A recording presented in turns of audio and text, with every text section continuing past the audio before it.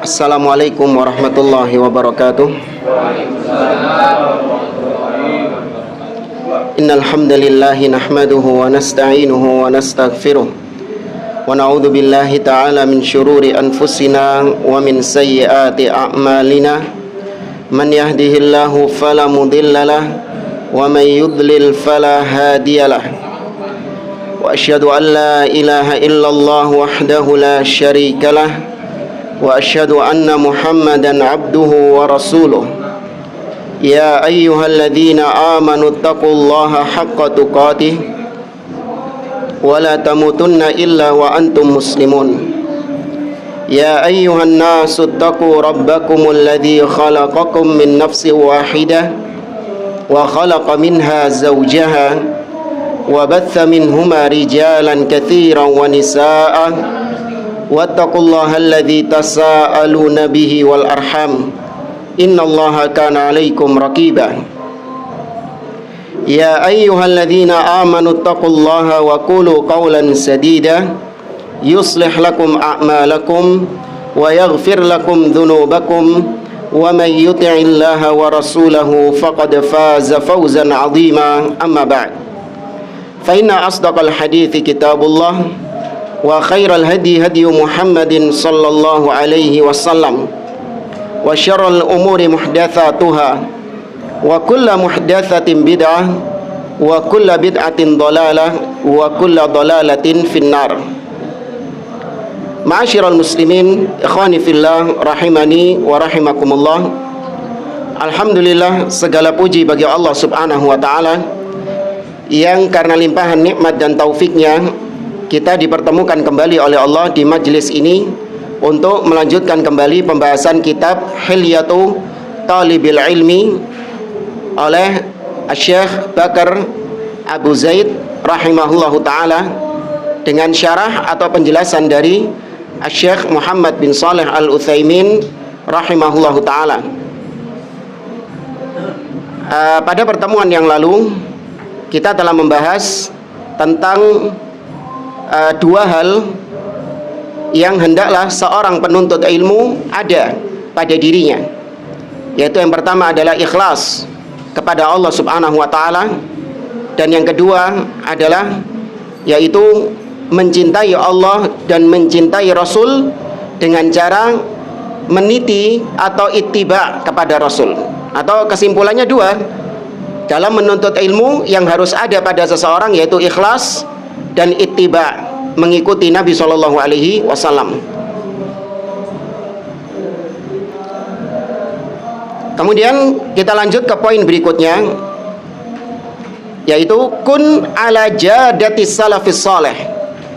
Jadilah engkau seseorang yang berjalan di atas jalannya para salafus saleh secara totalitas. Nah, ini mirip dengan judul kitab Kun Salafiyan alal Jadah. Ya, jadilah seorang salafi yang sejati. Artinya, hendaklah seorang yang menuntut ilmu benar-benar mengikuti jalan para salafus soleh secara totalitas. Nah, kita baca yang Arabnya.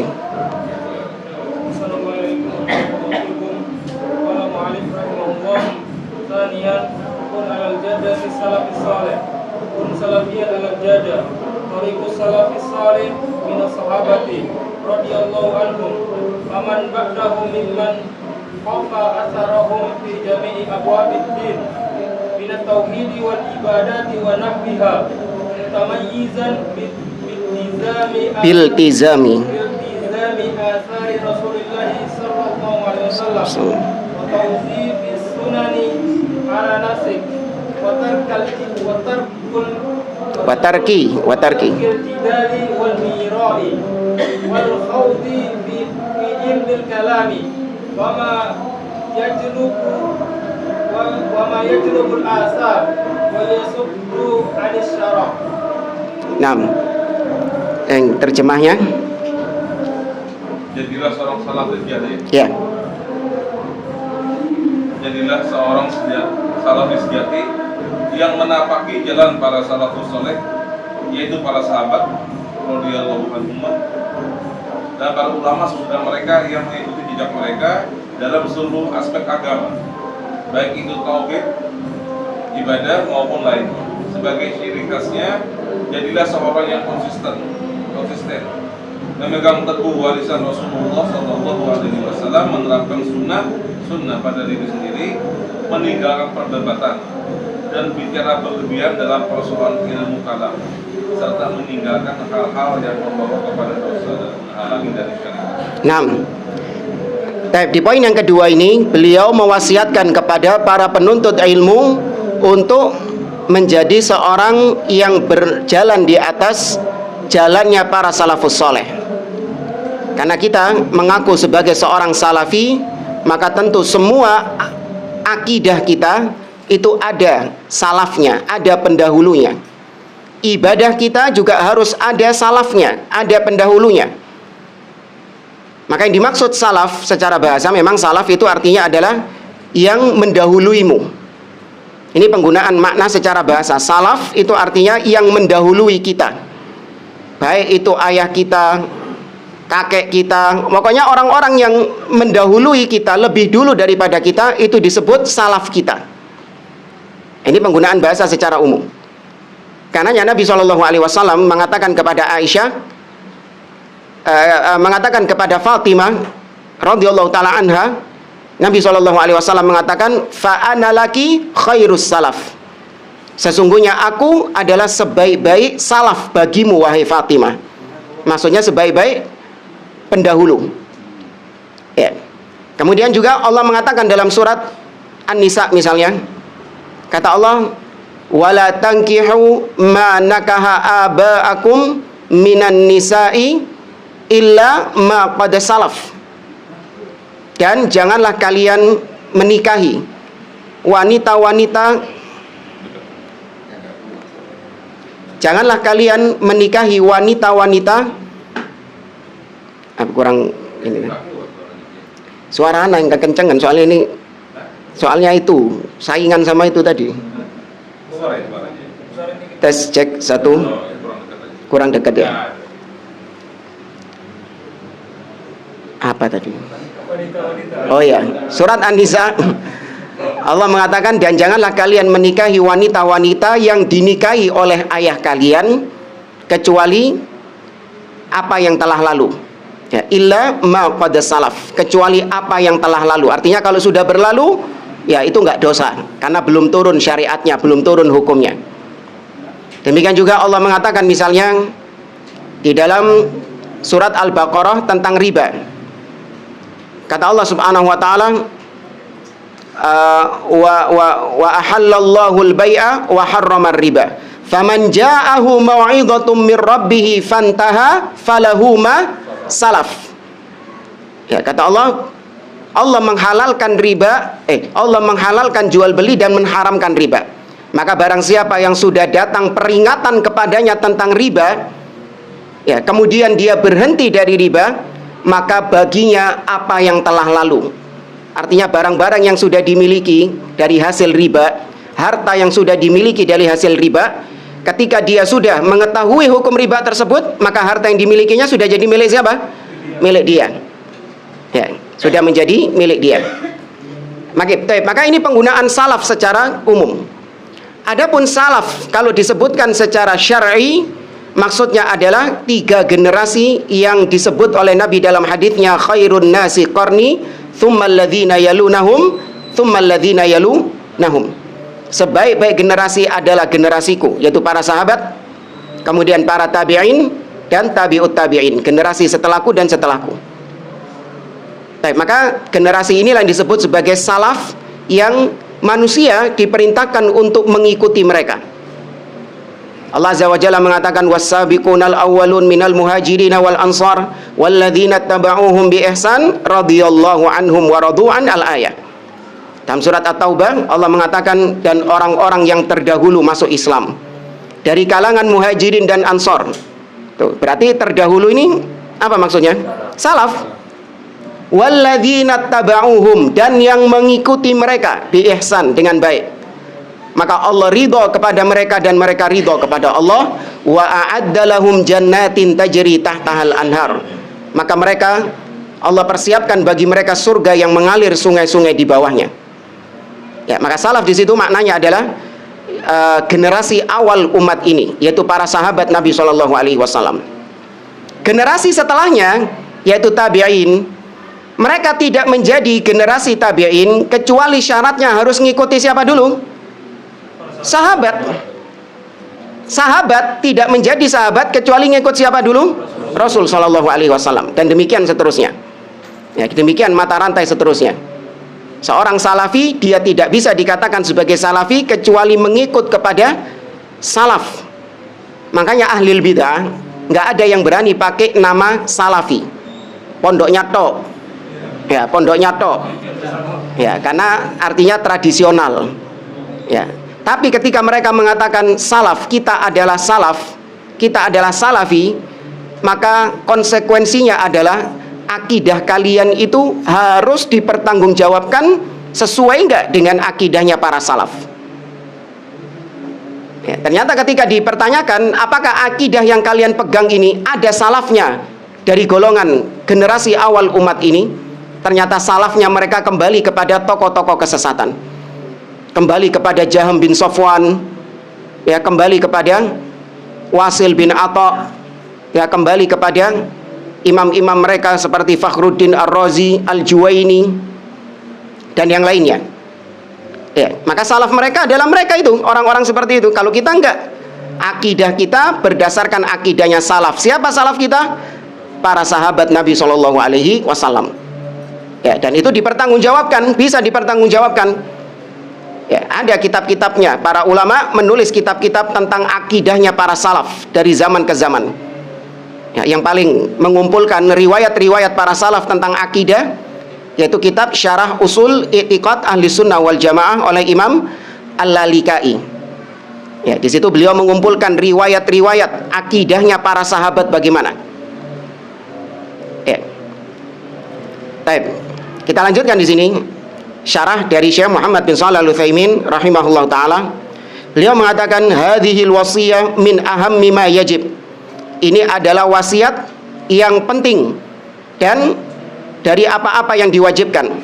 Wa huwa an yakunal insan ala tariqis salafis salih fi jami'i abwabiddin, yaitu hendaklah seorang itu mengikuti jalannya para salaf dalam semua permasalahan din, permasalahan agama. Jangan cuma mengaku ikut salaf tapi yang diikuti cuma masalah ibadat tok. Akidahnya nggak mau ikut para salaf. Akidahnya pun juga pele-pele. Kalau masalah asma wa sifat, oke lah saya ikut akidahnya para salaf.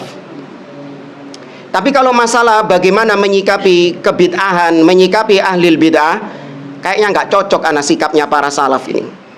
Ya, terlalu kaku menyikapi ahlil bid'ah, menyikapi kebid'ahan. Kayak Abdullah bin Mas'ud ketika mengingkari orang-orang yang berzikir pakai kerikil-kerikil itu. Keras mengingkarinya Abdullah bin Mas'ud. Wah, ini kayaknya saya nggak cocok ini. Ya, saya nggak cocok mengikuti sikap mereka dalam menghadapi kebid'ahan dan ahlil bid'ah. Terus gimana sikapnya? Ya saya lebih tolerir kepada mereka. Saya lebih legowo kepada mereka, saling tolong menolong, saling bantu membantu. Ya, urusan bid'ah itu urusan mereka sendiri. Ya, ada orang-orang yang sok bijak dengan ahlil bid'ah. Nah, ini nggak boleh. Kalau kau mengikuti salaf, itu sikapnya para salaf terhadap ahlil bid'ah, mereka tidak ragu-ragu, mereka tidak main-main di situ. Nah, karena pintu bid'ah ini ketika dibiarkan, maka akan semakin banyak kesesatan-kesesatan yang dilegalkan. Minat tauhid wal ibadat wal muamalat wa ghairiha. Kita mengikuti para salaf, baik itu masalah tauhid, masalah ibadah, masalah muamalah, dan yang lainnya. Jadi jangan prasmanan ya. Ikut salaf jangan prasmanan, tapi totalitas mengikuti mereka. Makanya tadi surat At-Taubah ayat 100, Allah mengatakan walladzina tabauhum bi ihsan. Ya, para ulama menjelaskan ihsan itu bukan hanya sekedar mengikuti sahabat saja. Tapi ihsan itu adalah mengikuti sahabat dengan detail, dengan rinci. Bi'itqon, kata para ulama ahli tafsir. Bi'ihsan artinya bi'itqon, dengan detail. Jadi kalau sahabat ke arah utara, nggak cukup kita cuman ikut ke arah utara saja. Tapi langkah kaki, jejak kakinya sahabat sikil muda kain kono pisan. Paham ya? Sahabat ketika berjalan ke arah utara kan meninggalkan jejak kaki. Kita yang mengikuti di belakangnya nggak cukup, wis pokoknya yang penting utara kan, enggak.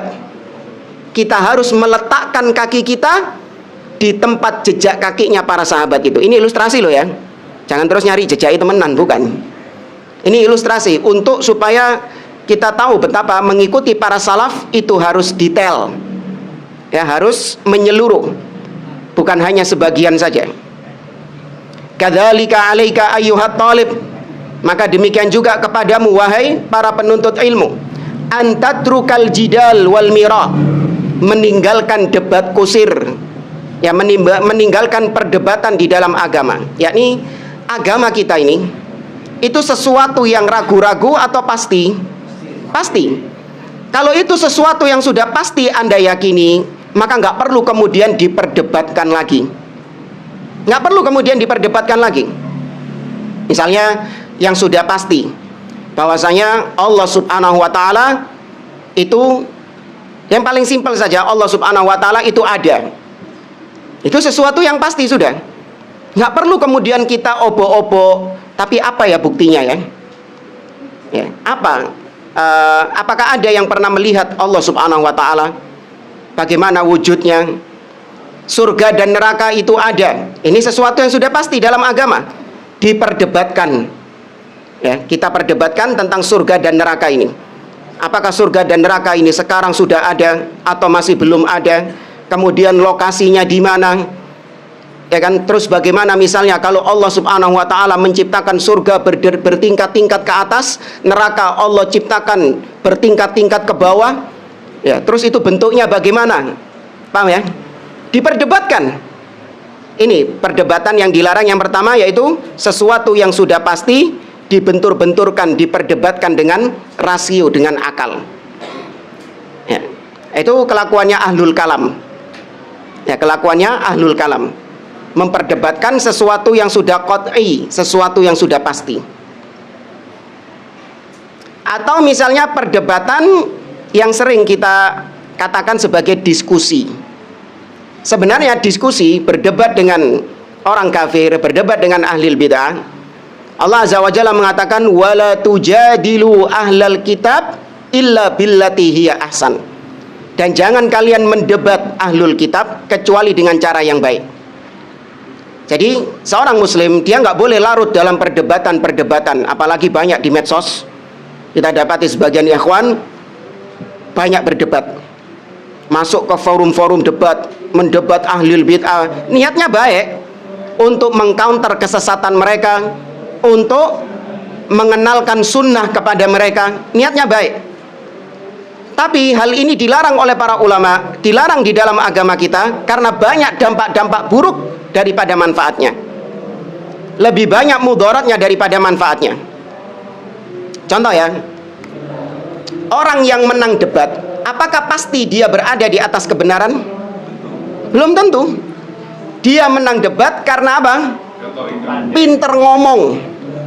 Sedangkan yang kalah debat, memang dia nggak jago ngomong, memang dia nggak menguasai panggung.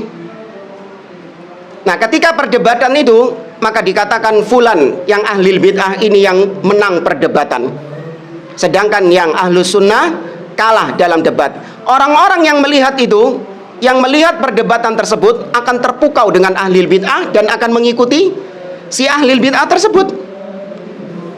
Padahal dia menangnya hanya karena retorikanya dia. Atau taruhlah dia menangnya karena hujahnya dia lebih kuat daripada hujahnya ahlus sunnah. Tapi hujahnya yang lebih kuat di sini adalah karena ahlus sunnahnya dhaif, lemah keilmuannya. Paham ya? Karena memang dia lemah keilmuannya, atau mungkin hafalannya hafalannya nggak kuat, lemah.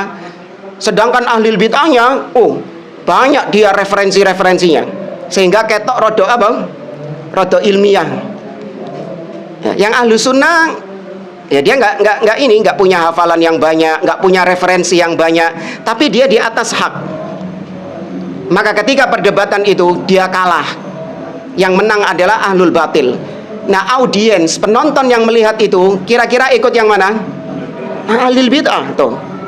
Hanya semakin memperbanyak ahlul bid'ah atau semakin membuka peluang bagi manusia untuk mengikuti kesesatannya ahlul bid'ah tadi. Ya, maka Ahlus Sunnah tidak bermudah-mudahan di dalam berdebat. Betul, ada, dibolehkan perdebatan itu, akan tetapi harus dipertimbangkan maslahat dan mafsadatnya. Abdullah bin Abbas diutus oleh Ali bin Abi Thalib untuk mendebat siapa? Orang-orang Khawarij. Ya pantas, Abdullah bin Abbas memang orang yang memiliki kapasitas keilmuan, sehingga ketika didebat oleh orang-orang Khawarij, Abdullah bin Abbas bisa membantahnya. Bahkan banyak ribuan orang Khawarij yang tobat setelah didebat sama Abdullah bin Abbas. Iya, didatangi sama Abdullah bin Abbas. Wajar, karena Abdullah bin Abbas orang yang memiliki kapasitas keilmuan. Sedangkan kita yang lemah ilmunya, maka nggak perlu kemudian kita berdebat dengan ahlil bid'ah. Ya, apalagi ahlil bid'ah yang bukan mencari kebenaran, tapi mereka adalah ngotot mempertahankan kesesatannya. Ya. Kemudian debat yang diperbolehkan juga, yaitu apabila memang itu atas terselenggaranya itu atas perintah dari penguasa. Seperti Imam Ahmad bin Hambal berdebat dengan siapa? Ahmad bin Abi Duat. Ya, berdebat tentang sifat kalamullah, makhluk ataukah dia itu sifat Allah Subhanahu wa taala. Dilayani sama Imam Ahmad, dibantah sama Imam Ahmad, didebat sama Imam Ahmad, karena itu memang yang memerintahkan adalah penguasa ketika itu, khalifah ketika itu. Ya. Atau yang kemarin, yang berapa tahun yang lalu, Pak Komis, ya kan? Pak Komis debat, hah? Oh, sudah dicukur ya? Atau karena anak sering nyebut atau enggak? Ya. Apalagi mereka nggak nyari kebenaran, mereka hanya mempertahankan kesesatannya, meskipun sudah terpojok, sudah kalah hujah, tetap ngeyel dengan kesesatannya, bahkan membuat kedustaan-kedustaan di luar.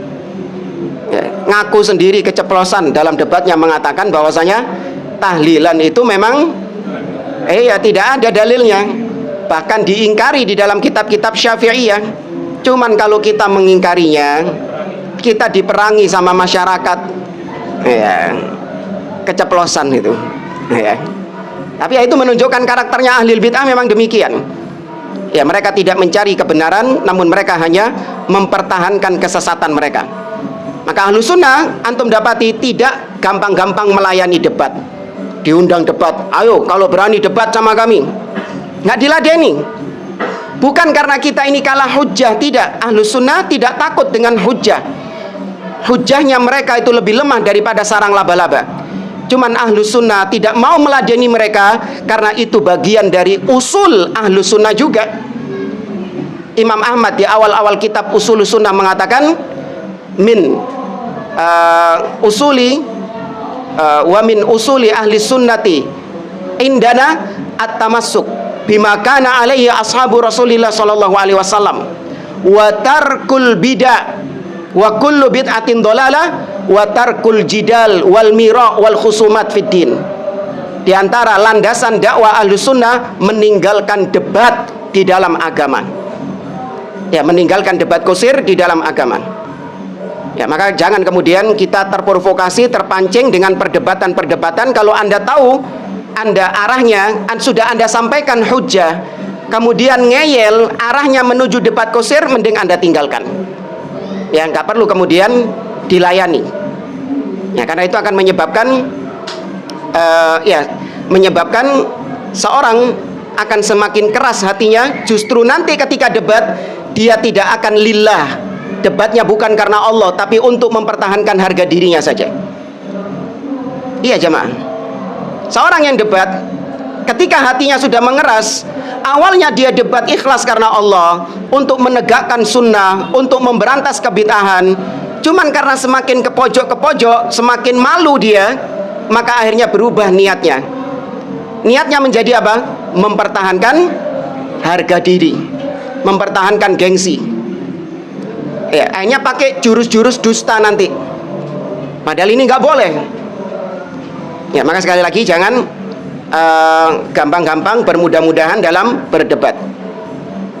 Kata beliau, li'annal jidala wal mira huwal babul ladzi yughliqu tariqas shawab. Karena perdebatan dan diskusi-diskusi yang batil itu adalah pintu yang menutup pintu kebenaran. Bukan malah membuka pintu kebenaran, bukan, malah semakin menutup pintu kebenaran itu. Fa innahuma yahmilanil mar'a ala an yatakallama liyantasira li nafsihi. Itu karena seseorang ketika berdebat, dia itu berbicara bukan untuk menolong agama Allah, bukan untuk menolong sunnah, tapi kebanyakan untuk menolong dirinya sendiri, untuk mempertahankan kehormatan dirinya sendiri, bukan kehormatan agama. Hatta law bana lahul haq tajiduhu imma an yunkirahu wa imma an yu'awwilahu ala wajhi mustaqrah. Orang yang didebat, seandainya sudah jelas kebenaran atasnya, hujah-hujah sudah disampaikan, tetap dia akan mengingkarinya, bahkan dia akan membenci kebenaran yang sampai kepadanya. Dan itu terbukti pada Pak Kumis itu. Betul nggak? Iya. Sudah jelas hujah-hujahnya, bahkan dia sendiri mengakuinya. Tapi apakah dia kemudian tunduk kepada kebenaran? Tidak. Tidak semudah itu Ferguson. Ya, ahli bid'ah mau kembali kepada ahlu sunnah cuman gara-gara debat. Apalagi dia kalah debat, waduh, nggak segampang itu. Illa man rahimallah. Antum bayangkan jamaah, si ahli bid'ah ini sudah ditonton sama khalayak ramai. Dia kalah debat dengan ahlu sunnah, terpojok dengan ahlu sunnah. Ditambah lagi dia kemudian menyatakan diri bertobat dari kesesatannya. Itu harga dirinya jadi apa? Jatuh anjlok. Dia akan ditinggalkan sama followersnya, akan ditinggalkan sama pengikut-pengikutnya. Kehidupannya pasti akan berubah total ketika dia memilih jalan kebenaran. Loh iya kan? Iya. Kehidupannya akan berubah total. Maka nggak mau. Ya nggak mau. Maka jangan mengharapkan orang yang kalah debat maka dia tunduk sama dalil. Dia menerima taslim, menerima dalil. Jangan mengharap. Wis kadung isin. Ya sudah kadung malu. Intisaran li nafsihi, dalam rangka untuk membela dirinya sendiri. Wa irghaman li khasmihi 'alal akhdhi biqauli. Ya, dan juga orang yang mengingkari kebenaran tadi atau ditakwil-takwilkan. Ini belum kita bahas tadi. Sudah dijelaskan kebenaran tapi dipelintir kebenaran yang disampaikan kepadanya itu. Contoh misalnya, Allah kan sendiri mengatakan bahwasanya dia itu berada tinggi di atas arsy. Sudah dijelaskan sama dia, tetap ditakwil sama dia. Maksudnya tinggi di situ bukan zatnya Allah. Saya menerima Allah itu tinggi, tapi Allah itu tingginya itu adalah kedudukannya yang tinggi, bukan Allahnya yang tinggi. Tetap ditakwil sama dia. Ya, tetap ditakwil sama dia hanya untuk memenangkan pendapatnya sendiri, hanya untuk menolong dirinya sendiri. Atau irghaman li khasmihi 'alal akhdhi biqaulihi, atau dia ingin untuk menyeret lawannya agar mengikuti pendapatnya dia. Dipaksa lawannya itu supaya mengikuti pendapatnya dia. Fa idza ra'aita min akhika jidalan wa mira'an hina yakunul haqqu wadihan walakinnahu lam yattabi'hu fafirra minhu firaraka minal asad. Ini nasihat yang kita sampaikan tadi, seperti kata beliau, kalau kau mendapati ada saudaramu yang sudah kau sampaikan hujjah kepadanya, sudah terang benderang hujjah kau sampaikan kepadanya, kemudian dia masih mendebat, tapi kan gini, tapi kan gini, tapi kan gini, maka disuruh apa sama beliau? Berlalilah. Sudah tinggalkan dia. Sebagaimana engkau meninggalkan singa. Kalau ketemu singa, diparani apa melayu? Melayu. Ya, maka demikian juga orang yang ngotot, sudah dijelaskan kebenaran hujjah, dia masih ngeyel, bahkan mendebat balik, mending kita menghindar darinya, karena itu sudah termasuk debat kusir. Nah ini banyak. kasus-kasus seperti ini, terutama di keluarga. Ustaz, saya sudah menasehati orang tua saya sudah memberikan hujah-hujah kepada ayah saya bahwasanya itu perbuatan syirik. Saya sampaikan dalil-dalil secara nas Al-Quran dan Sunnah, bahkan saya juga sampaikan secara logika. Tapi ternyata ayah saya justru balik mendebat saya. Bagaimana reaksi saya? Wis menengok, gak usah diladeni. Ya, lebih baik gak usah diladeni, karena Anda sudah menyampaikan hujah kepadanya. Ketika Anda ladeni berdebat, maka nanti akhirnya jatuhnya Anda uququl walidain, jatuhnya Anda jatuh dalam perbuatan durhaka kepada kedua orang tua. Ya, maka sampaikan saja. Kalau diajak debat, selesai. Enggak mau. Akidah Ahlussunnah tidak melayani debat. Waqul, katakan kepada dia, laisa indi illa ma dzakartuhu laka minal haq. Tidak ada kewajiban bagiku kecuali apa yang aku sampaikan kepadamu dari kebenaran. Wes, itu tak kewajibanku. Tak sampai no ayat, tak sampai no hadis, kemudian saya jelaskan hujahnya dan kau mendebatnya, maka ya sudah, saya tidak ada kewajiban setelah ini. Disampaikan dalil-dalil Allah di atas, didebat sama logika. Iya, tapi kan bumi itu bulat. Kalau Allah di atas, maka atasnya sebelah mana? Karena atasnya utara, kutub utara sama atasnya kutub selatan beda. Orang yang di kutub utara akan menunjuk ke sana, orang yang di kutub selatan atasnya itu ke sana. Nah, Allah sebelah mana? Antum dapati pertanyaan kayak gini ngapain? Hah? Ya tinggalkan sudah. Ngapain diladeni? Karena pola pikirnya dia itu senantiasa menggunakan apa? Rasio, senantiasa menggunakan akal. Padahal Allah mengatakan laisa kamitslihi syai'un. Allah tidak sama dengan makhluk. Teori yang kau terangkan tadi, kalau Allah itu di atas, bumi bulat, kutub utara atasnya sana, kutub selatan atasnya sana, itu teorinya siapa kayak gitu itu? Makhluk. Teorinya makhluk. Sudah dijelaskan lagi sama dia. Itu teorinya makhluk. Ngapain kau terapkan sama Allah? Allah punya standar sendiri, makhluk punya standar sendiri. Jangan pakai standarnya makhluk untuk Allah subhanahu wa ta'ala. Kan itu kan? Didebat lagi. Ya wis, nek ngono, bagaimana tingginya Allah? Bagaimana Allah di atas? Apa jawaban antum? Ucapan Imam Malik tadi. Ya. Imam Malik habis ngucapin itu diapakan orangnya? Diusir. Iya, diusir. Itu kalau di rumah Anda. Kalau di rumah dia, ya sampean sing metu. Ojo ngusir-ngusir. Maka tidak ada debat kusir. Yang sudah jelas, ya sudah. Cuman kalau misalnya diskusi secara ilmiah, misalnya mahasiswa-mahasiswa, thalibul ilmi, pelajar-pelajar ini, mereka saling berdiskusi tentang ilmu yang mereka dapatkan. Ya kan? Mereka saling berdiskusi. Itu pun dengan adab, dengan dalil, bukan berdiskusi dengan akal apa dengan otot misalnya. Kalah debat gelut. Enggak. Nah, diskusi seperti ini dibolehkan. Ya, karena diskusi seperti ini adalah untuk saling tukar menukar ilmu. Ya, kau memiliki ilmu, aku juga memiliki ilmu. Kenapa kau berpendapat seperti itu? Kenapa aku berpendapat seperti ini? Iya, karena dalilnya ini. Lawannya bilang, oh baru tahu saya ada dalil kayak gitu. Ya, kalau saya dalilnya ini. Pendapat saya ini berdasarkan pendapat imam ini dalam kitab ini. Tuh, saling tukar ilmu. Tapi ini dalam masalah yang memang di situ ada ijtihad di dalamnya. Tapi kalau dalam masalah pokok, dalam masalah akidah yang sudah clear, nggak perlu ada apa? Nggak perlu ada debat. Terima sudah emploon ini dalil ini. Ambil ini sudah dalil ini. Nggak perlu kemudian kau diskusikan lagi. Yuk diskusi tentang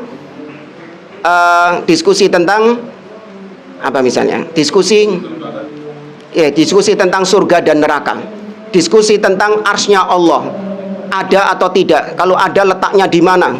Koordinat berapa? Lapo. Iya, memperdebatkan, membahas sesuatu, mendiskusikan sesuatu yang sudah clear, sudah jelas di dalam agama. Nah, ahlil kalam di antara penamaan mereka kenapa dikatakan kalam, karena mereka kakean kalam, kakean ngomong masalah akidah yang sudah clear, akidah yang sudah wadih, yang sudah terang benderang. Dicoba sama mereka dicoba untuk ngeblur. Sudah terang benderang, sama ahlul kalam dijadikan ngeblur. Dengan apa ngeblurnya itu? Diperdebatkan dengan pertanyaan-pertanyaan mereka yang berdasarkan rasio. Itu ahlul kalam. Mengapa mereka dikatakan sebagai ahlul kalam? Ya. Kalau Allah itu di atas, maka sebelum arsy Allah di mana? Oh. Munculnya pertanyaan ini kan pertanyaan debat kan ini kan?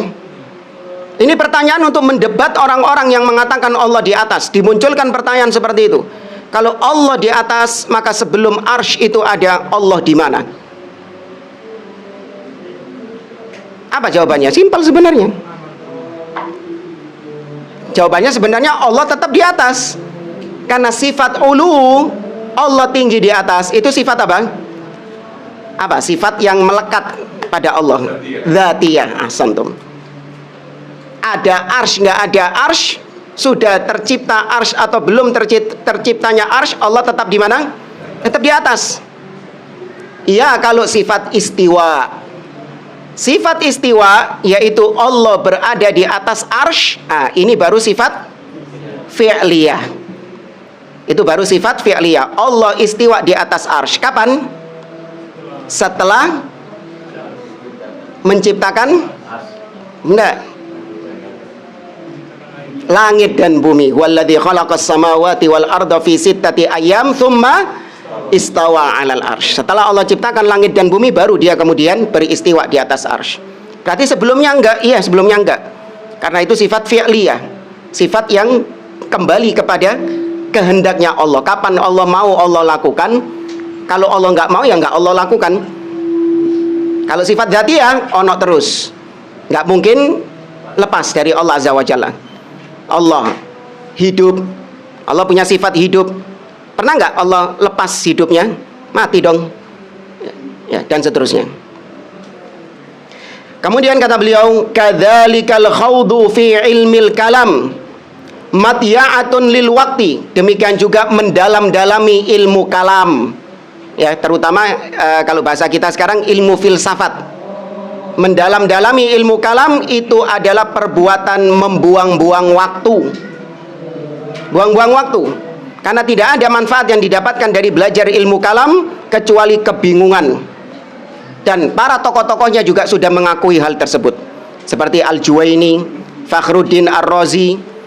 Dia menuliskan dalam bait-bait syairnya bagaimana penyesalan mereka karena menghabiskan usia mereka belajar ilmu kalam. Ya, karena menghabiskan usia mereka belajar ilmu kalam. Yang mereka dapatkan adalah illa an jama'na fihi qila wa qala. Kecuali yang kami kumpulkan belajar ilmu kalam adalah katanya dan katanya. Bukan qala Allah dan qala Rasul, tapi katanya fulan, katanya Plato, katanya Aristoteles. Itu yang dikumpulkan sama mereka. Li'annahu muta'alliqun bi asya hiya min awdahil asya. Ya, karena mempelajari ilmu kalam itu adalah buang-buang waktu, karena ilmu kalam berbicara tentang sesuatu yang sudah jelas. Sesuatu yang sudah jelas, ngapain dibicarakan? Misalnya ini siang-siang ya. Siang-siang kita membahas tentang matahari. Ya, kita membahas tentang matahari. Bagaimana cahaya matahari, bagaimana bentuknya matahari, kemudian matahari itu keluarnya kapan. Nah, lapor repot-repot dipelajari, metu olah mari. Paham ya? Keluar kan sudah selesai, kelihatan mataharinya. Maka sesuatu yang jelas nggak perlu kemudian dijelaskan lebih dalam. Allah itu ada. Jelas atau tidak? Jelas. Ngapain kemudian ada orang yang menulis buku tentang bukti-bukti keberadaan Allah Subhanahu wa Ta'ala, bukti-bukti bahwa Allah itu ada? Nggak perlu. Fitrah manusia sendiri sudah mengatakan ada pencipta itu, ada Allah Subhanahu wa Ta'ala. Nah, ilmu kalam tugasnya mempelajari sesuatu yang sudah jelas tadi itu, supaya jadi nggak jelas. Anda merasakan nggak? Kalau sesuatu yang jelas, semakin Anda pelajari, akhirnya membuat yang jelas itu jadi kabur. Ya, sesuatu yang sudah terang benderang, sudah Anda yakini, ketika Anda obok-obok terlalu dalam, akhirnya tambah semakin nggak yakin Anda. Allah itu, ya, kita pernah memikirkan ya, Allah itu tidak dibatasi tempat, tidak dibatasi ruang. Kan mereka yang mengatakan Allah maujudun bila makan, itu akidah mereka, Allah itu ada tanpa tempat. Satu kalimat ini membuat saya akhirnya membayangkan Allah subhanahu wa ta'ala. Gimana ya? Allah ada tanpa tempat. Ya memang benar, Allah nggak butuh tempat. Jadi jangan dibayangkan Allah itu ada di suatu tempat yang meliputi dia, meliputi Allah. Loh, terus kalau Allah nggak di tempat, terus di mana? Ayo coba mikir kayak gitu. Semakin Anda pikirkan, lama kelamaan Anda akan mengingkari Allah subhanahu wa ta'ala. Kalau Allah tidak ada tempat, artinya Allah tidak ada arah, tidak di atas, tidak di bawah, tidak di kanan, tidak di kiri. Kesimpulannya Allah ada atau enggak? Ada. Diseret pada kesimpulan itu. Memang nggak boleh dibayangkan Allah itu punya tempat, ya tempatnya itu ada apa? Ada kubahnya yang meliputi dia, ada atapnya, kemudian ada temboknya gitu. Jangan dibayangkan seperti itu. Allah terpisah dari makhluknya. Tempat itu makhluk, sedangkan Allah tidak diliputi dengan makhluk. Loh, terus sekelilingnya Allah apa? Sudah nggak usah didalami. Itu loh yang jadi pertanyaan, yang jadi masalah itu. Terus kalau Allah tidak di tempat, terus sekelilingnya Allah apa? Atasnya Allah apa? Bawahnya Allah apa? Pertanyaan-pertanyaan seperti ini yang dimaksud sama beliau. Justru menghambat kita dalam belajar ilmu agama. Gendeng karepe dhewe. Iya. Gendeng karepe dhewe dengan memikirkan hal-hal demikian. Waqad marra alayya fi tadrisi ba'di talaba man yas'al wa yaqul ma huwal aqlu lughatan wastilahan wa syar'an wa urfan. Kata beliau, saya melewati dalam beberapa pelajaran, yakni pembelajaran beliau, perkuliahan beliau Syekh Utsaimin ini, ada sebagian murid yang bertanya, mengatakan, wahai Syekh, apa sih akal, definisi akal secara bahasa, secara istilah, secara syar'i, dan secara urf? Akal sampai didefinisikan seperti itu, minta definisi secara bahasa, secara istilah, secara syar'i, secara urf, secara adat. Ngapain akal ini? Jelas apa enggak? Jelas akal ini. Ngapain kau minta definisi-definisi seperti itu? Wal aqlu ma'nan wadihun la yahtaju ila ta'rif. Akal itu sesuatu yang jelas, kata beliau, nggak perlu didefinisikan. Nggak perlu didefinisikan. Saya pernah lihat di beberapa medsos itu, seorang yang didebat tentang tapi tidak usah, wis panjang. Tapi kata beliau, lakinna ilmal kalam adkhala alaina hadhil asya. Nih lihat, ilmu kalam memasukkan itu semua kepada kita. Hal-hal yang sudah jelas masih dipertanyakan sama mereka, masih diperdebatkan sama mereka. Wa ahlul kalam saddun nasa anil haq. Mereka tujuannya adalah untuk menghalangi manusia dari kebenaran. Digai ruwet masalah yang sudah jelas ini, supaya manusia tidak kenal kebenaran itu sendiri, karena mereka masih memperdebatkan kebenaran itu. Tahu ya, mereka masih memperdebatkan kebenaran. Harusnya mereka sudah meyakini kebenaran itu. Gara-gara datang ilmu kalam, akhirnya mereka larut dalam perdebatan-perdebatan. Mereka nggak nyampe-nyampe kepada kebenaran itu. Wa anil manhajis salafis sahl, dan menghalangi mereka dari metode para salaf yang mudah, al-muyassar, mudah memahami agama ini. meyakini apa yang Allah firmankan dan apa yang Nabi sabdakan tanpa dibenturkan, dipertanyakan dengan akal. Selesai. Akal kita memiliki keterbatasan, jamaah. Nggak semuanya bisa dinalar dengan akal. Ya, nggak semuanya bisa dinalar dengan akal. Akal kita juga memiliki tingkatan. Kita dahulu tidak memahaminya, sekarang kita memahaminya. Ya kan? Dahulu kita tidak memahaminya, sekarang kita bisa memahaminya karena berkembangnya akal kita. Ya, karena berkembangnya akal kita. Pernah kita sampaikan 100 tahun yang lalu, ketika akal manusia tidak seperti sekarang, ketika 100 tahun lalu ada yang mengatakan bahwasanya saya bisa berkomunikasi dengan orang yang jaraknya ribuan kilo tanpa ada kabel yang menghubungkannya. Kira-kira orang 100 tahun lalu diomongi kowe ngono? Hah? Akan mengingkari karena akalnya dia belum sampai. Apalagi saya katakan gak cuman suara yang nyampe, sak rai-raine ketok pisan. Video call. Oh, tambah dibilang gila kita. Karena akal mereka belum nyampe. Tapi lihat akal manusia semakin berkembang. Ketika zaman sekarang diceritakan seperti itu, Anda menerima nggak akal Anda? Hah? Menerima akal Anda. Ya, maka nggak bisa kemudian apa-apa di dalam agama ini dibenturkan dengan akal. Keterbatasan akal manusia nggak bisa untuk menjawab semua apa yang ada di dalam agama ini. Ya, nggak bisa menjawab, apalagi berkaitan dengan Allah Subhanahu Wa Taala. Nggak bisa Allah itu dinalar dengan akal manusia.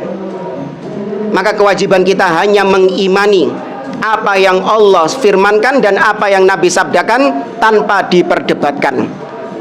Ya, tanpa diperdebatkan. Bima yuridunahu minasyubuhat wat ta'rifat wal hudud wa ghairiha. Mereka ingin menghalangi kita dari kebenaran dengan syubhat-syubhat atau dengan definisi-definisi yang mereka lontarkan itu, atau dengan batasan-batasan yang mereka bikin-bikin sendiri. Wandur kalama Syekhul Islam rahimahullah fi kitabihi Ar-Raddu 'alal Mantiqiyin au fi kitabihi Naqdul Mantiq wa huwa mukhtasarun wadihun li talibil ilmi wa fihi ma bayanu ma hum alaihi minad dhalal. Ibnu Taimiyah punya kitab bagus yang membantah ahlul kalam, judulnya Ar-Raddu 'alal Mantiqiyin, bantahan kepada ahlil mantik. Ada lagi kitab beliau yang fenomenal, yang kalau baca itu bikin pusing. Ya. Bukan saya yang ngomong, sekelas ulama saja baca kitabnya Syekhul Islam Ibnu Taimiyah yang satu ini, itu bikin mereka pusing. Karena pembahasannya memang terlalu mendalam tentang filsafat. Apa? Ada yang tahu nama kitabnya? 10 jilid, 11 jilid dicetak. Dar'u Ta'arudil Aql wan Naql. Judul kitabnya meninggalkan pertentangan antara akal dengan dalil. Artinya jangan mempertentangkan dalil dengan akal. Semua yang ada pada dalil itu harusnya bisa diterima dengan akal.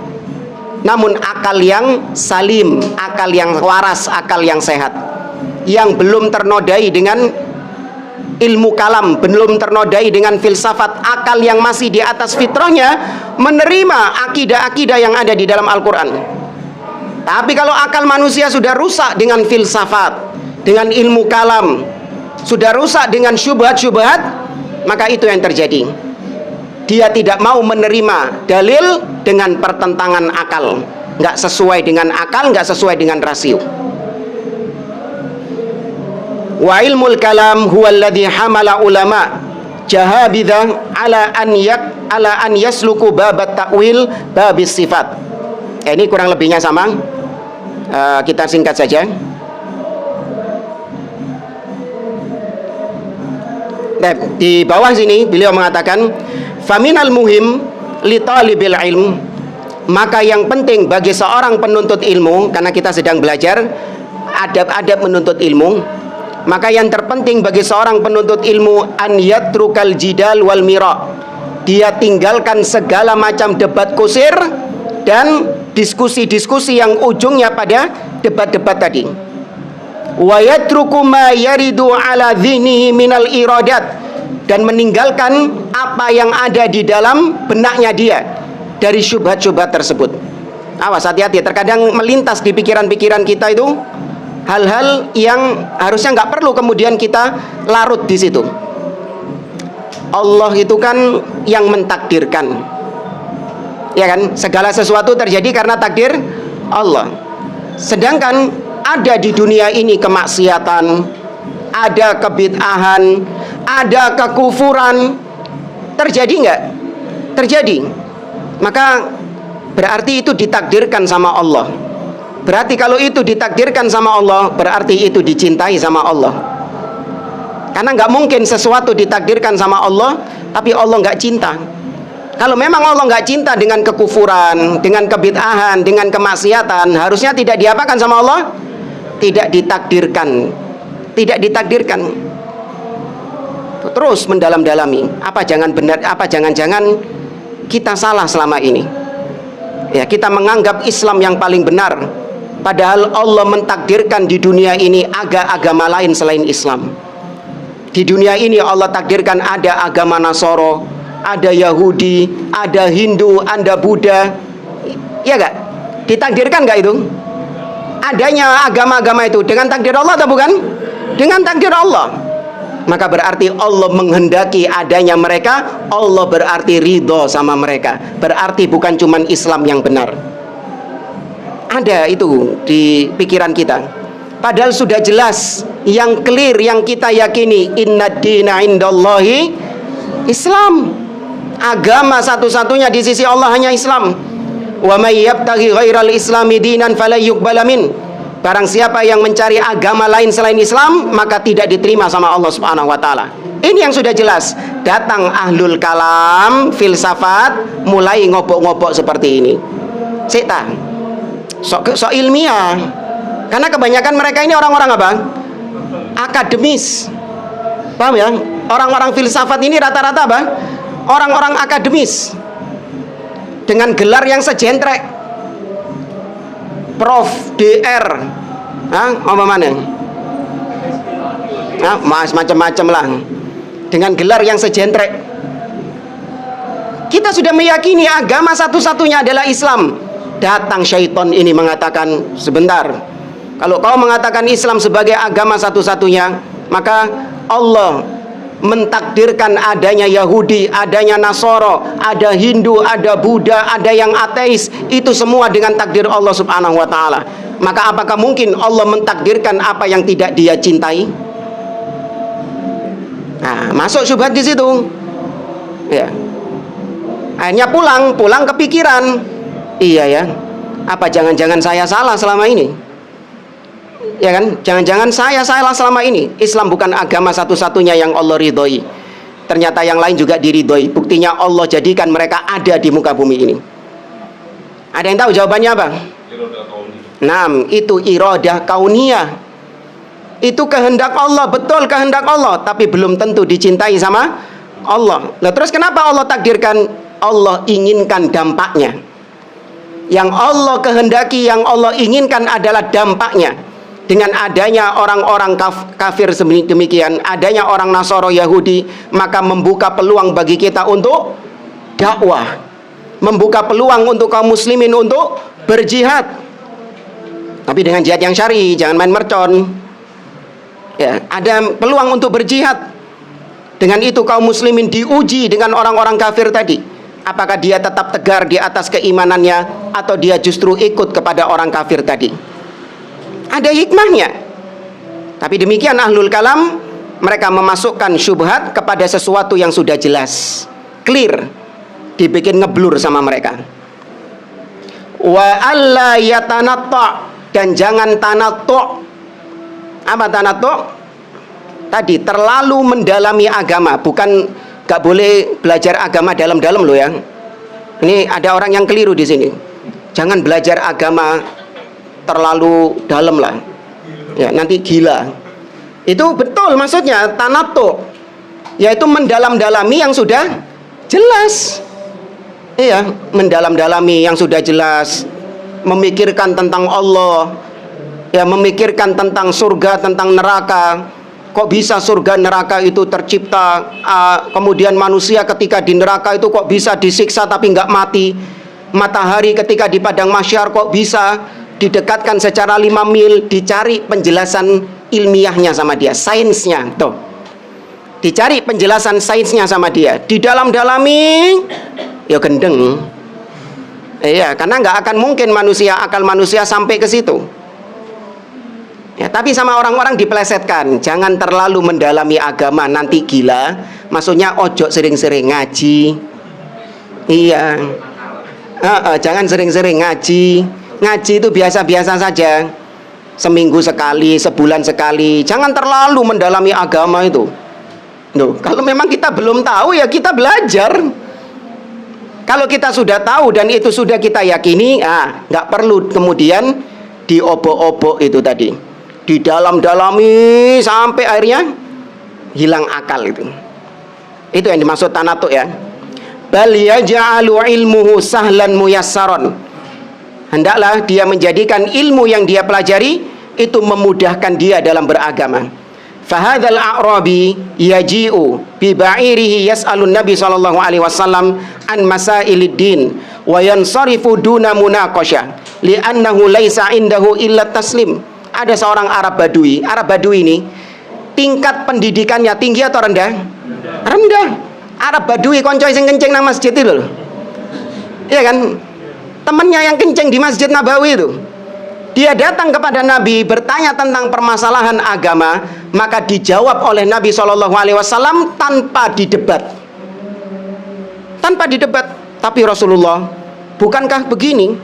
Kalau Allah begitu, harusnya kan begini, gitu. Karena akidah Islam ini adalah akidah yang mudah, gampang, sesuai dengan fitrah manusia. Tapi munculnya orang-orang ahlil kalam ini yang bikin ruwet. Harusnya pelajaran akidah asma wa sifat ini kebanyakan sebagian ikhwan ini kan paling sumpek kalau belajar asma wa sifat. Pusing. Kenapa pusing? Terlalu ribet, jelimet. Sebenarnya enggak. Ahlus sunnah akidahnya simple. Allah mengatakan begini, tetapkan begitu. Tanpa diapakan? Tanpa ditakwil, diserupakan, dibayangkan bagaimana, selesai. Datang ahlul bid'ah. Kalau Allah di atas, maka nanti sepertiga malam berarti Allah keliling. Terus Allah nggak balik-balik ke arsy-Nya, karena Allah keliling sepertiga malam terakhir. Itu akhirnya bikin ngeluh sebagian orang. Iya ya, berarti Allah keliling nggak balik-balik ke arsy. Maka dibantah oleh para ulama. Akhirnya menjadikan buku pembahasan tentang asma wa sifat semakin tebal. Karena isinya itu banyak syubhat, bantahan terhadap syubhatnya ahlil bid'ah. Arab Badui tanya kepada Nabi tentang permasalahan agama, langsung diterima tanpa ada debat, diskusi. Nabinya didebat enggak, karena yang wajib atasnya cuman taslim. Ya, cuman taslim. Kata Allah dalam surat An-Nur, wa makana qaulal mu'minin idza du'u ila Allahi wa rasulihi liyahkuma bainahum an yaqulu sami'na wa ata'na wa ulaika humul muflihun. Kalau sudah datang ayat, maka tidak ada kewajiban kita kecuali kita menerima ayat tersebut. Kita imani ayat tersebut tanpa kita pertentangkan dengan akal, tanpa kita pertentangkan dengan rasio. Ammal munaqashat wal mira wal jidal fahadha yadurrul insan. Adapun mendebat sesuatu yang sudah jelas, mengobok-ngobok sesuatu yang sudah jelas, mendalam-dalami sesuatu yang sudah jelas, ini justru akan membahayakan manusia itu sendiri. Wa yajlibul atham, dan akan mendapatkan dosa dari Allah. Wa yasuddu anis syara', dan dia terhalangi dari syariat Allah, terhalangi dari jalan Allah Subhanahu wa taala. Ya, maka saya nasihatkan sebagaimana nasihat beliau, jauhi perdebatan-perdebatan dengan ahli bidah. Orang-orang yang sudah mengakar kuat kebid'ahan dalam dirinya, jauhi. Tapi kalau dia ini masih baru, artinya dia ini masih polos, nah nggak apa-apa, antum ajak dia untuk diskusi. Ya, karena dia ini orang yang masih polos. Artinya dia tulus mencari kebenaran. Nah, ini nggak apa-apa, Anda masuki syubhat, bukan syubhat ya, Anda masuki kebenaran pada dia. Tapi kalau Anda lihat orang ini paten di atas bid'ahnya, maka nggak usah diladeni sudah. Karena dia nggak nyari kebenaran. Ya, dia tidak mencari kebenaran karena dia sudah paten di atas kebid'ahannya. Tapi itu saja yang bisa kita sampaikan di pertemuan sekarang. Karena capek juga nyaingin ya. Tapi kalau ada mau ditanyakan silakan. Amin. Oke. Kan ada seorang ulama yang murtad. Kata para ulama dia menulis kitab akan dia sedang memegang kunci surga atau tiket surga. Pokoknya anda lupa dia murtad jadi AKS di Thailand. Kemudian apa nasihat anda untuk kita yang bahkan dia kan sudah punya sekarang gimana? Kemudian Ya, anda lupa juga itu namanya tuh. kemudian masalah belajar ilmu mantiknya gimana? Kita untuk membantah al-bidah, mereka kan menggunakan rasio akal, harus dibantah dengan akal. Kalau dalil mereka Iya. Ya. Soal tadi, kenapa ada seorang ulama yang justru akhir hidupnya dia murtad, padahal dia memiliki karya-karya yang banyak. Anda juga lupa namanya siapa, cuman ada kisahnya itu. Jawabannya adalah sebagaimana sabda Nabi SAW, bahwasanya kata Nabi SAW, setiap di antara kita sudah ditentukan tempatnya di surga dan di neraka.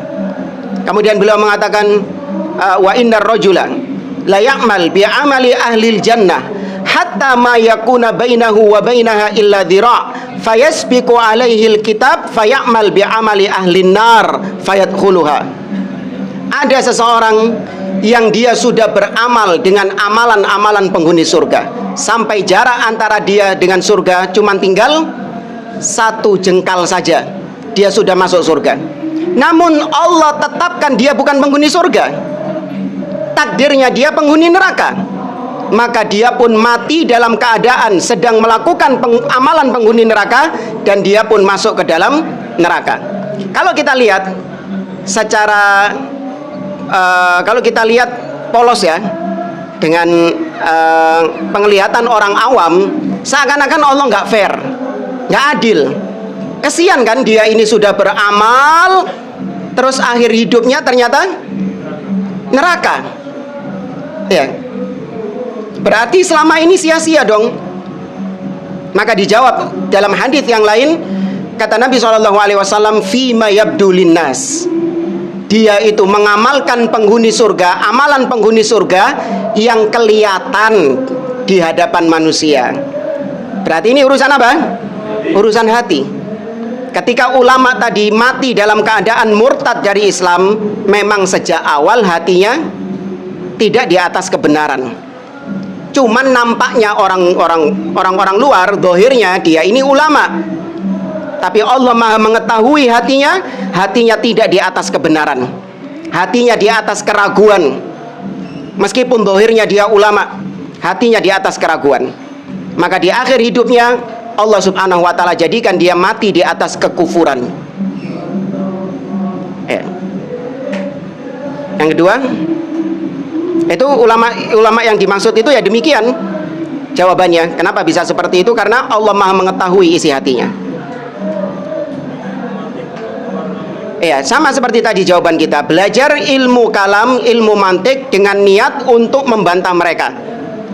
Itu dibolehkan kalau misalnya memang keilmuan kita sudah mapan. Apa-apa yang diwajibkan untuk kita dari pelajaran-pelajaran atau bab-bab yang memang wajib setiap muslim mempelajarinya, itu sudah kita tahu semuanya. Bab sholat, ya, kemudian tentang akidah, tentang tauhid, tentang asma wa sifat, itu sudah kita kuasai, sudah kita pelajari.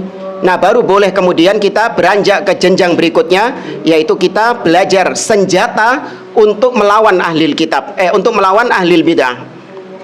Jangan kemudian baru belajar, nggak tahu tentang akidah, nggak tahu tentang tauhid, nggak pernah belajar bahasa Arab, sudah sosokan belajar ilmu mantik. dengan alasan untuk membantah ahli bid'ah. Dulu ada seorang dia masih baru mengenal manhaj salaf, atau dia masih baru mengenal dunia dakwah lah. Datang kepada saya, Ustaz, saya pengen belajar sama antum privat. Belajar bahasa Ibrani. Pengen belajar bahasa Ibrani sama antum. Mau ngapain? Saya mau mendebat ahli bid'ah. Bahasa Arab bisa? Belum. Baca Al-Quran coba, belepotan. Ya. Tauhid nggak tahu, akidah nggak tahu, sudah sok-sokan mau belajar untuk membantah ahli kitab. Enggak, ente perbaiki diri ente dulu. Jangan sok-sokan mau melawan orang lain, mau menyelamatkan orang lain, sedangkan anda sendiri masih belum selamat. Loh, kita ini harus egois ya, jamaah. Yang lebih layak untuk diselamatkan itu siapa dulu? Diri kita dulu, baru kemudian orang lain. Ya, orang keluarga juga, maksudnya orang lain.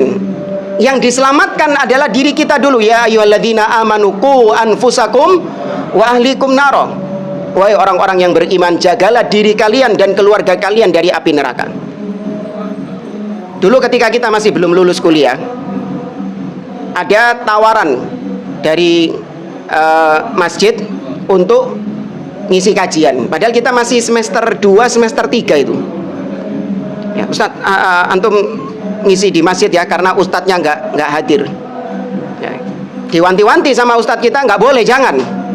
Kau masih belum memiliki bekal ilmu, jangan. Tapi kata takmir masjidnya, ya nggak apa-apa lah daripada diisi sama ahli bidah. Paham ya? Daripada masjidnya kajiannya nanti digantikan sama orang ahli bidah, mending antum yang ngisi, apalah gitulah, pokoknya ada kajian sunnah gitulah. Nah, kita jawab, enggak, saya lebih layak menyelamatkan diri saya dulu daripada menyelamatkan orang lain. Anak nggak punya apa-apa, nggak punya ilmu, ya, masih belum memiliki bahasa Arab, masih belum bisa, maka enggak, saya nggak berani.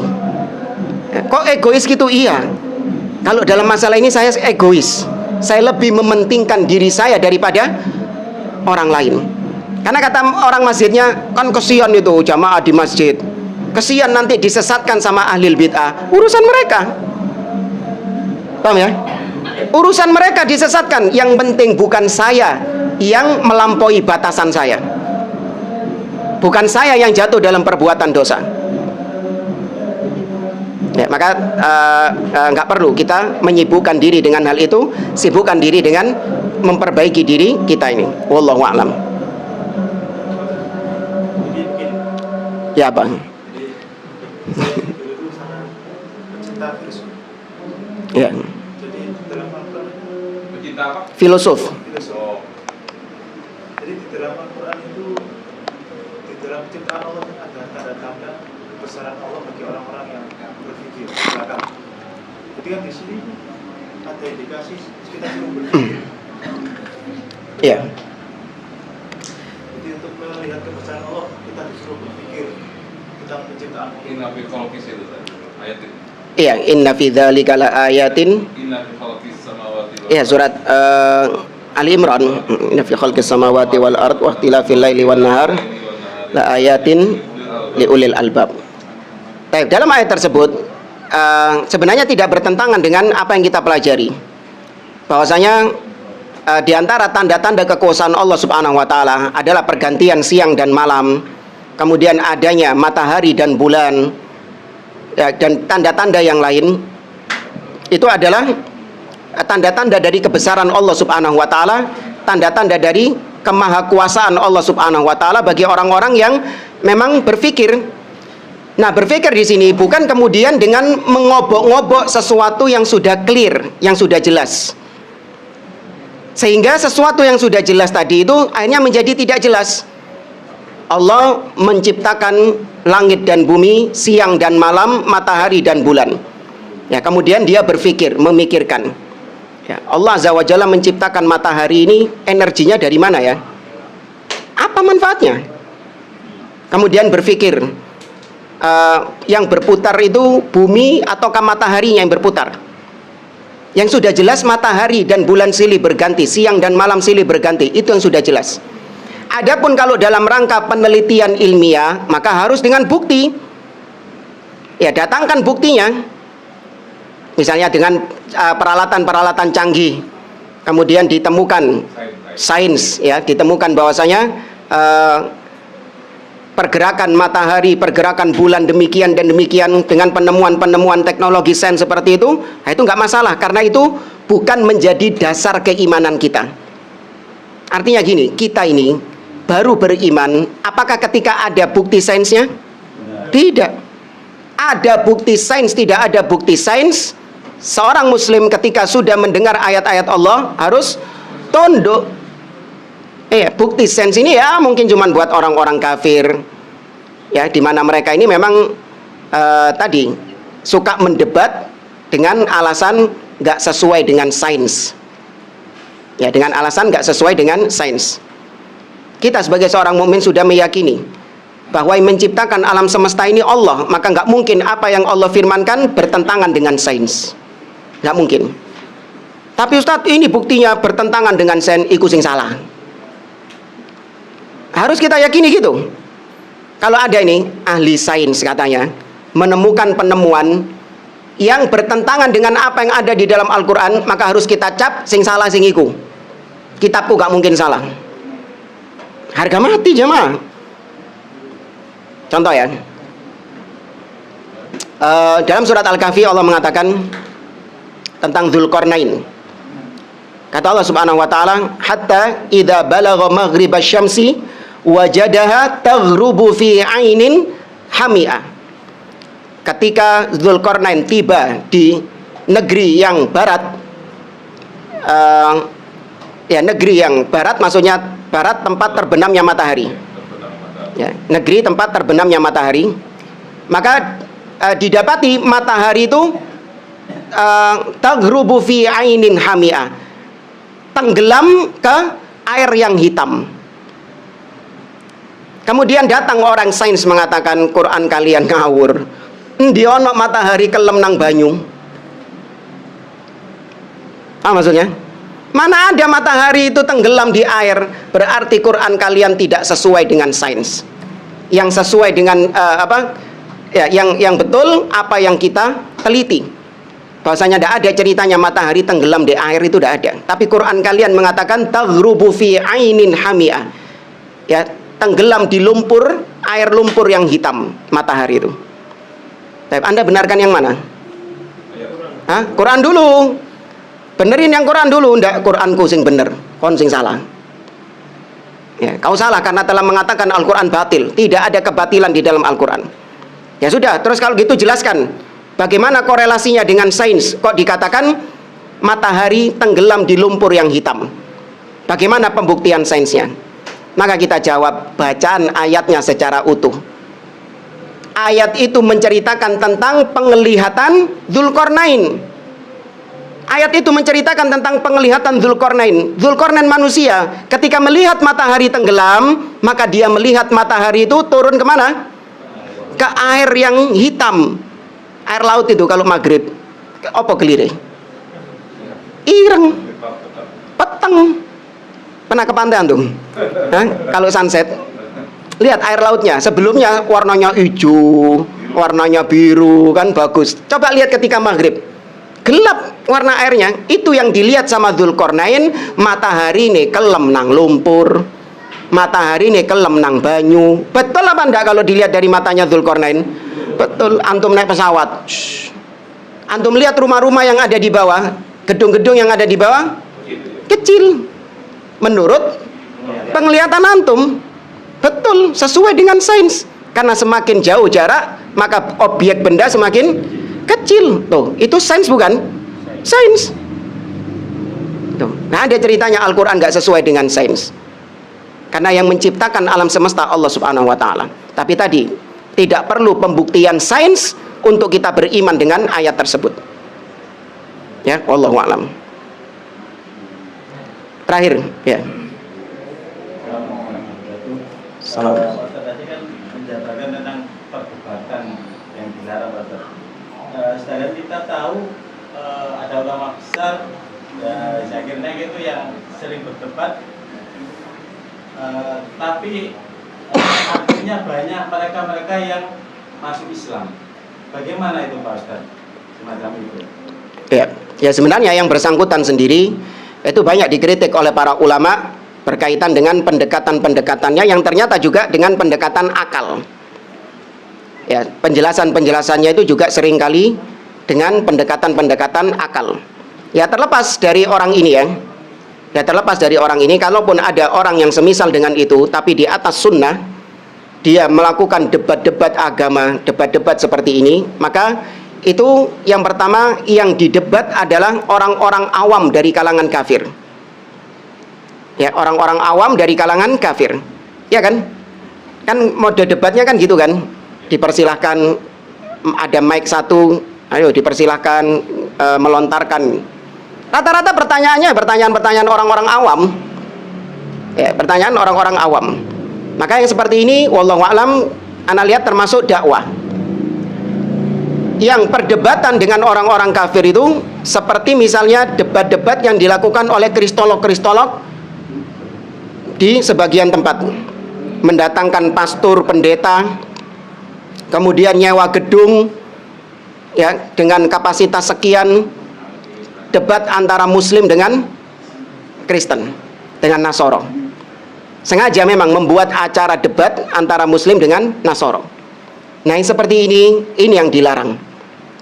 Kenapa? Karena wallahu a'lam ketika kita lihat justru itu seakan-akan memberikan panggung kepada orang-orang Nasoro untuk syubhat mereka didengarkan oleh kaum muslimin.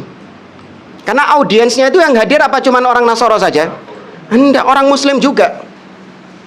Maka itu berarti memfasilitasi orang Nasoro, orang kafir untuk mengeluarkan akidah mereka dan didengar oleh kaum muslimin. Nah ternyata yang mewakili Islam adalah orang-orang yang nggak kompeten di situ. Kita lihat beberapa debat-debat itu adalah orang-orang yang memang nggak kompeten di situ. Ustadz antum kompeten berarti? Enggak, anak nggak bilang kayak gitu. Bayangkan membawa nama Islam ditulis di meja debatnya itu. Ini meja debatnya punyanya orang Kristen, tulis ada kertasnya di sini, Kristen. Singkono ditulis Islam. Tuh mewakili apa dia? Islam. Ketika dia babak belur, ya hujah-hujahnya dibantah oleh orang-orang Nasoro, padahal nggak mungkin. Islam tetap di atas kebenaran.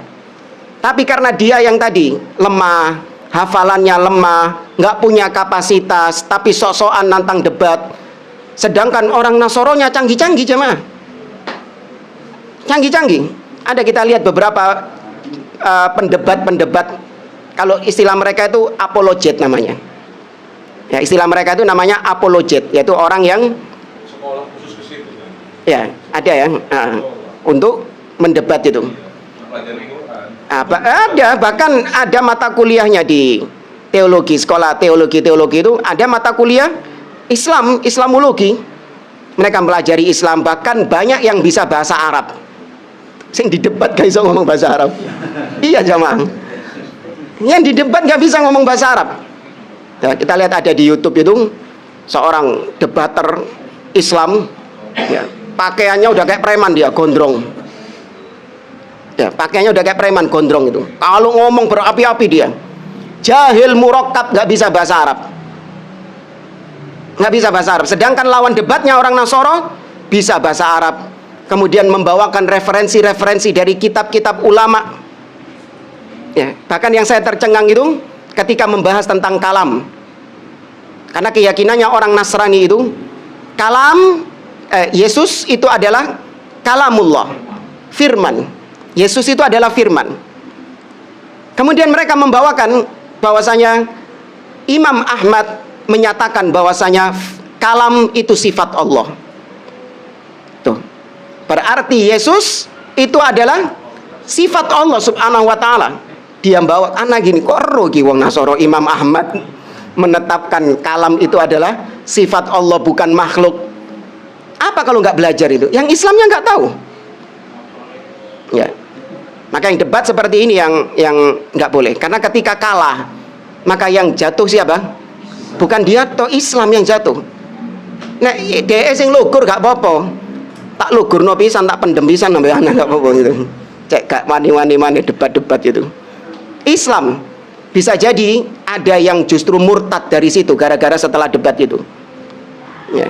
Memang ada yang masuk Islam, tapi kan ada yang masuk Islam juga. Iya, tapi yang murtad gak kau pikirkan kah? Kita ini lebih utama mana? Menjaga kaum muslimin jangan sampai murtad atau mengajak orang kafir supaya mu'alaf? Mana yang lebih utama? Menjaga. Kita menjaga kaum muslimin jangan sampai murtad. Murtad 1, mu'alaf 1000, lebih baik mana? Hah? Menjaga. Kok ngono pertanyaan nih? Ya, mana yang Anda pilih? Murtad 1 tapi 1000 masuk Islam. Ya, murtad 1, jangan sampai murtad 1. Ya. Jangan sampai kaum muslimin keluar dari agama Islam. Itu yang dijaga. Jangan mengharapkan 1000 orang, jutaan orang masuk Islam, tapi kemudian ada 1 orang kaum muslimin yang murtad. Nah, ini yang tidak diinginkan. Maka menjaga modal itu lebih utama daripada mencari keuntungan. Ya, bisnis kan gitu ya.